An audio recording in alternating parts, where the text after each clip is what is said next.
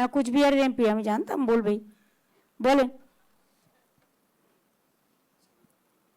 আর কি চাই? পঞ্চানন বর্মা ইউনিভার্সিটি হইয়া গেছে, সব হইয়া গেছে, রাজবংশী একাডেমি হইয়া গেছে, চিলারায়ের মূর্তি হইয়া গেছে, নারায়ণ ব্যাটালিয়ন, নারায়ণী ব্যাটালিয়নও হইয়া গেছে। আর কি চাই?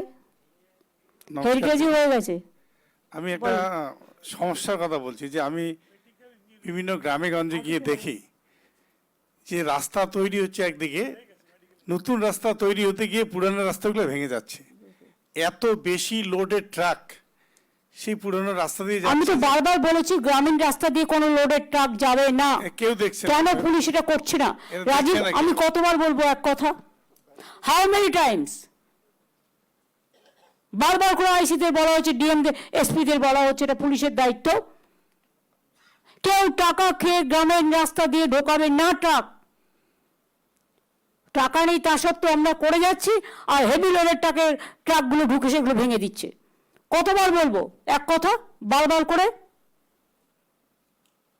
এক কথা বারবার বলতে ভালো লাগে না। যদি কোনো কমপ্লেন থাকে please send me the complain.